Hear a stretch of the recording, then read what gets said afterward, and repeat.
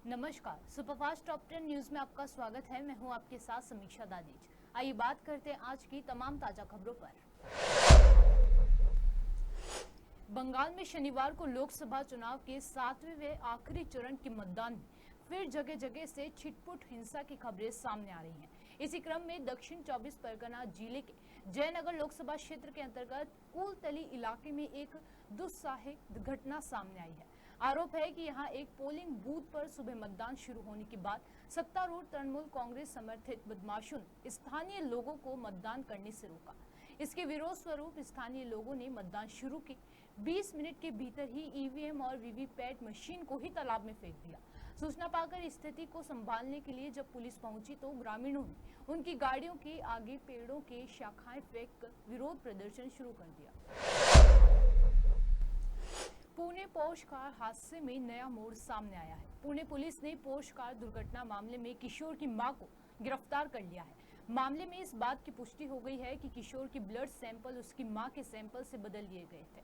शहर के पुलिस प्रमुख ने इस बात की जानकारी दी है। पुलिस आयुक्त अमितेश कुमार ने कहा कि दुर्घटना की जांच से पता चला कि किशोर के रक्त के नमूनों को उसकी मां के रक्त के नमूनों से बदल दिया गया था।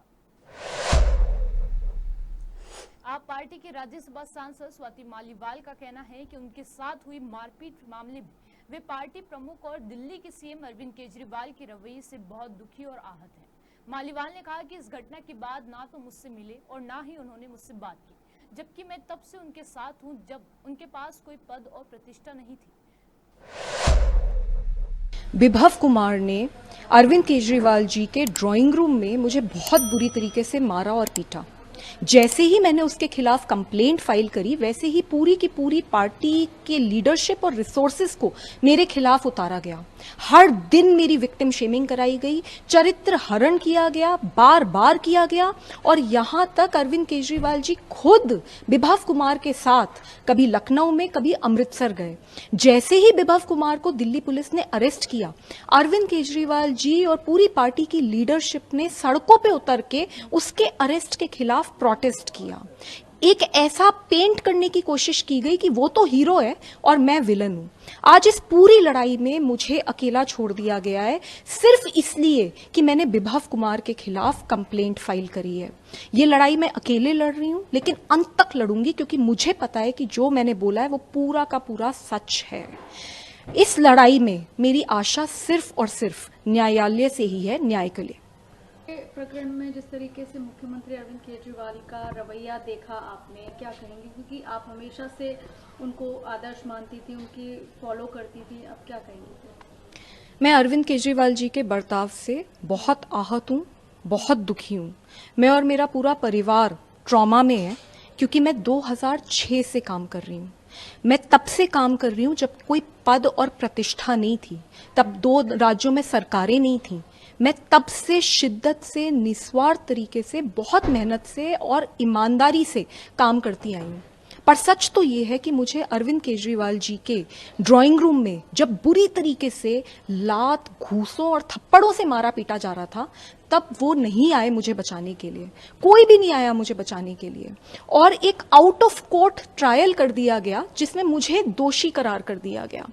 आज तक उन्होंने ना तो मुझे कोई फोन किया, ना वो मुझसे मिलने आए, और कहीं भी उन्होंने मेरा सहयोग नहीं करा। पूरी की पूरी पार्टी और वो विभव कुमार के इस वक्त साथ खड़े हैं। तो ऐसे में मैं बहुत दुखी हूं, क्योंकि अरविंद केजरीवाल जी जो कि हर मुद्दे पे अपनी बात रखते हैं, उन्होंने मेरे मुद्दे पे मेरा साथ देना, मेरे लिए कुछ स्टैंड लेना, मेरे लिए कोई बात करना जरूरी नहीं समझा। पर उन्होंने 2 कहानियां हैं, वो निष्पक्ष जांच चाहते हैं इस पूरे मुद्दे पर, पूरे मामले पर। निष्पक्ष जांच कैसे होती है?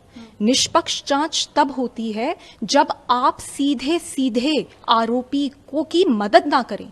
आज पूरी की पूरी पार्टी की लीडरशिप और सारे रिसोर्सेज उस आरोपी को बचाने में लगे हुए हैं। आज मैं अकेली लड़ाई लड़ रही हूं, तो निष्पक्ष जांच कैसे होगी?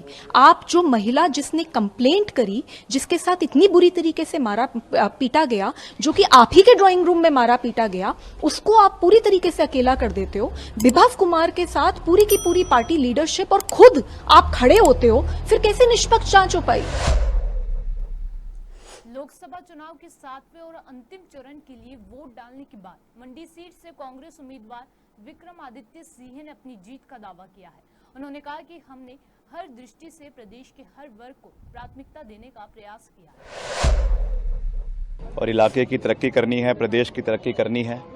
और सभी मतदाताओं का मैं सबसे पहले तो विनम्र निवेदन करता हूं कि भारी से भारी संख्या में मतदान डालें और हमें पूरा विश्वास है कि जो सकारात्मक तरीके से हमने चुनावी प्रचार किया है, मुद्दों की बात करी है, चाहे स्मार्ट सिटी की बात करी है, टनल्स के निर्माण की बात करी है, इंफ्रास्ट्रक्चर के निर्माण की बात करी है, मेडिकल कॉलेज के निर्माण की बात करी है, हर दृष्टि से हमने प्रदेश के हर वर्ग को हमेशा प्राथमिकता देने का प्रयास किया है और पहले उनके मंत्री रहते हुए विधानसभा में भी उनके मुद्दे उठाए हैं, उन्हें पूरा किया है।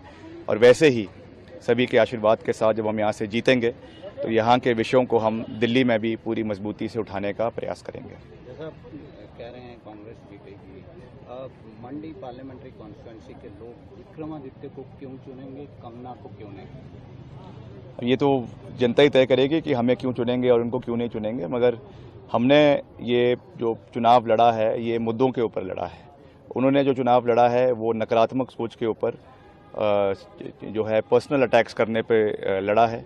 ना उनका कोई विजन है, ना उनकी कोई सोच है, ना उनकी कोई राजनीतिक अंडरस्टैंडिंग है, ना कोई इतिहास की अंडरस्टैंडिंग है, ना हिमाचल के मुद्दों के बारे में उन व्यक्ति को ज़्यादा जानकारी है। अब समय आ गया है, अपनी पैकिंग करना तैयार करे। 4 तारीख को यहाँ से बम्बई का टिकट कटना तय है। जो 400 पार का जो नारा है बीजेपी का, नेशनल पर्सपेक्टिव में what do you see, India alliance government form करेगी? दक्षिण भारत में साफ और उत्तर में हाफ। उससे अंदाज़ा लगाया जा सकता है कि भाजपा कहाँ पर है। समय बदलाव का है और बदलाव में हिमाचल प्रदेश भी उससे अभिज्ञ नहीं है। प्रदेश में भी बदलाव होगा और प्रदेश में भी 4 सीटें कांग्रेस पार्टी जीतेगी। मुख्यमंत्री योगी आदित्यनाथ ने प्रधानमंत्री मोदी की आध्यात्मिकता साधना पर विपक्षियों की तरफ से दिए जा रहे बयानों पर तीखी प्रतिक्रिया दी। सीएम योगी ने एक सवाल के जवाब में आज गोरखपुर में कहा कि बिना थके, बिना डरे, बिना रुके भारत माता की सेवा करने वाले पीएम मोदी की आध्यात्मिक आराधना पूरी तरह राष्ट्र आराधना है। ये वे अंतिम बार बैठेंगे क्योंकि 4 के बाद ये जितने दल हैं उतने उसमें फाड़ होने वाले हैं। एक दूसरे को गाली देंगे। अच्छा है उससे पहले एक बार ठंडाई पी लें जिससे गाली गलोच कम हो। माफिया सरगनाओं को, राजक तत्वों को और आतंकवादियों को अपने गले का हार बनाने वाले लोग हैं। जो लोग अपनी हार से पस्त होकर के गुमराह करने का प्रयास कर रहे हैं, मुझे लगता है कि उनके बहकावे में ना आए, मतदान करें। उज्जवल भविष्य के लिए, उज्जवल भारत, आत्मनिर्भर भारत में ही हम सब का भविष्य है। युवाओं का, अन्नदाता किसानों का, महिलाओं का, समाज के प्रत्येक व्यक्ति का। और मोदी जी ने तो 4 जातियां देश के अंदर कही। उन्होंने कहा देश के अंदर केवल 4 ही जाति है, उसमें से एक युवा है, एक महिला है, एक गरीब है, एक अन्नदाता है। इन 4 वर्ग को प्रतिनिधित्व करने के लिए मोदी जी ने देश के अंदर जो कार्य किए हैं उसको ध्यान में रखते हुए जनता जनार्दन उनको अपना पूरा आशीर्वाद देगी। धन्यवाद। INDI जो अलायंस है आज वो एक रिव्यू मीटिंग कर रहा है। रिजल्ट्स आने से पहले ही आज पूरे दल बैठेंगे और साझा बातचीत ये वे अंतिम बार बैठेंगे क्योंकि 4 के बाद ये जितने दल हैं उतने उसमें फाड़ होने वाले हैं।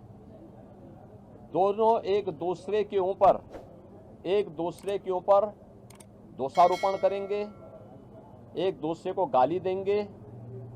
अच्छा है उससे पहले एक बार ठंडाई पी लें जिससे गाली गलोच कम हो। महाराज जी, अखिलेश यादव ने ट्वीट किया है और कहा है कि वोटर जो है सतर्क रहे, धांधली का आरोप लगाया। देखिए, दोषारोपण किसी पे तो करना ही है। जिनको प्रदेश में 80 सीटों पर चुनाव लड़ने के लिए वोट जो है कैंडिडेट नहीं मिले, तो आज किसी पे तो लगाना था। ईवीएम पे दोषारोपण करते करते थक चुके हैं। अब वह इस प्रकार का आरोप लगा रहे हैं। अरे यही प्रदेश है, लोकतंत्र का ऐसा माहौल मत उड़ाओ। यही प्रदेश है। कौन नहीं जानता है कि इनका लोकतंत्र में कोई निष्ठा नहीं है। ये हल्ला बोल के माध्यम से अराजकता पैदा करने वाले लोग हैं। माफिया सरगनाओं को, अराजक तत्वों को और आतंकवादियों को अपने गले का हार बनाने वाले लोग हैं। और ये लोग इस प्रकार की बातें करते हैं, बड़ी हास्यास्पद बातें होती है। चुनाव निष्पक्ष हैं।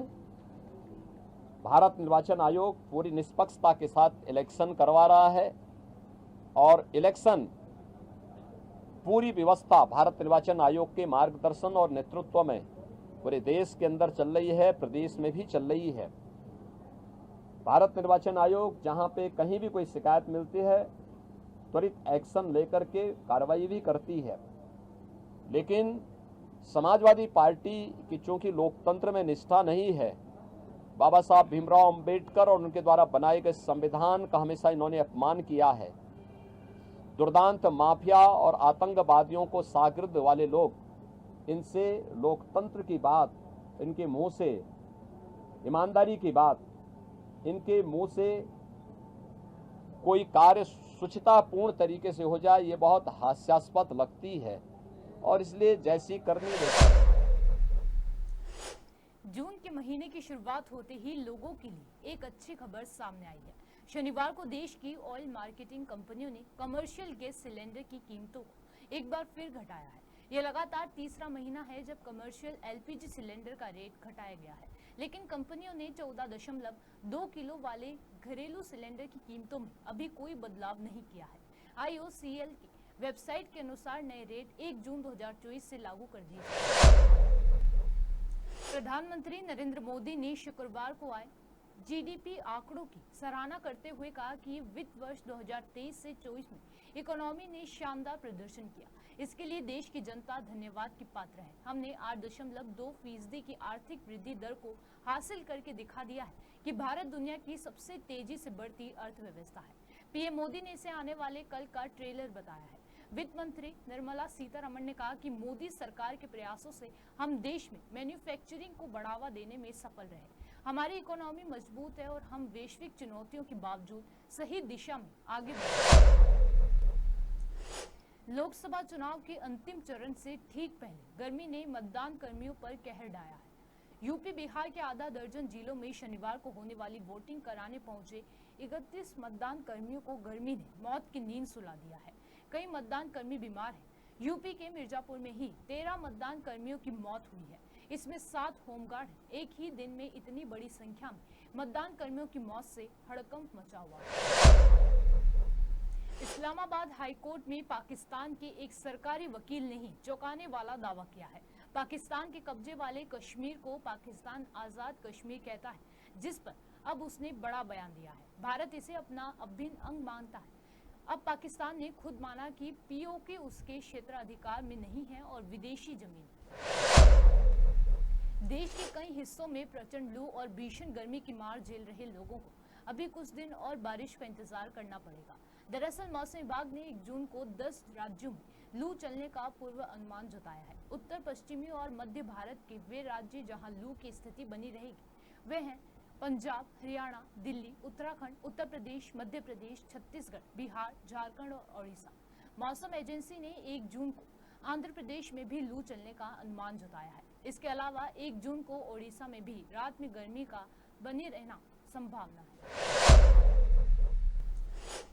सुपरफास्ट टॉप 10 न्यूज में आज के लिए सिर्फ इतना ही। देश और विदेश की तमाम बड़ी खबरों से जुड़े रहने के लिए देखते रहिए पॉपुलर टीवी। धन्यवाद।